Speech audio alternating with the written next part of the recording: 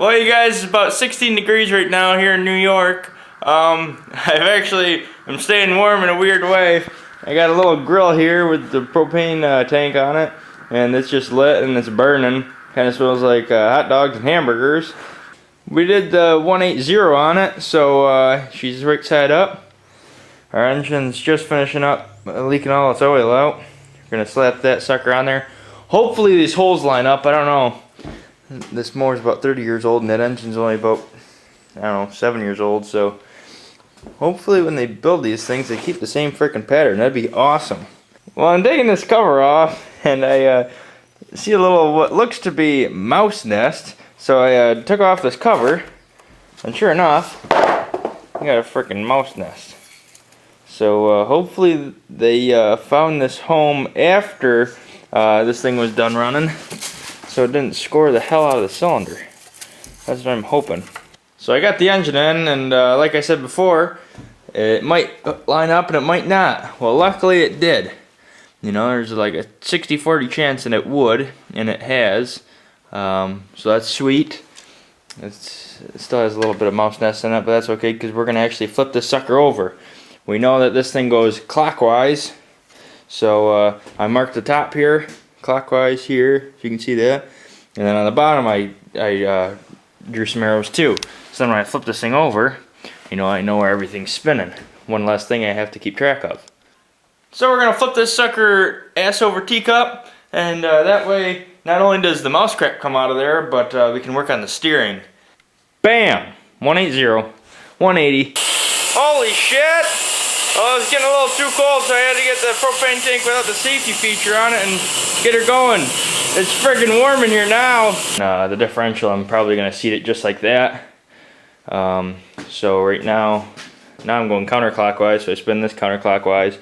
And if these spin clockwise, then I should be going forward when I put it on the ground right side up.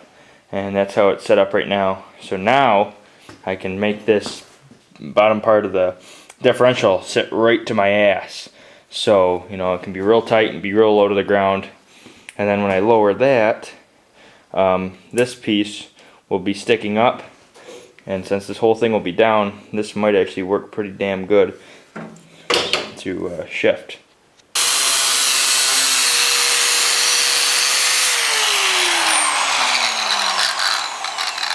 You recording? Good. Alright, let's get this sucker now. But back off.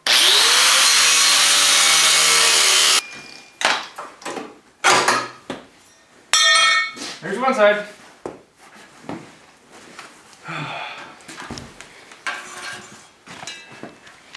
I took the fenders off, took the deck height adjustment off.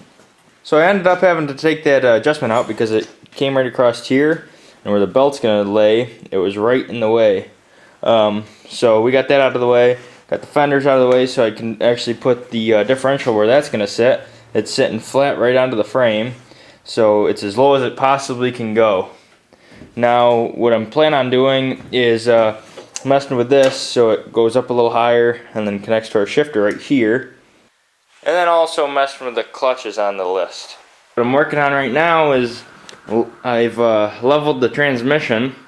Now I'm going to bring this up so that the belt runs from the differential over my clutch right here to that big pulley. So I went out and bought my parts, and that's what we're dealing with. So that should help us get this thing up. So I just got done screwing around with my front pulley, so it's sitting about an inch higher, and it's lining up with the back pulley. I'm probably going to even use the factory clutch because it's lining up with what I'm working with right now. Since I, got rid of that Z frame and, it's straight, and I flipped that around, this might actually line up perfectly. So as you can see, it's coming along pretty fast, pretty good. Taking my time, making sure everything's right, getting everything out of the road so you don't gotta mess with it later. So it's definitely a good project going on, and it's built for tough.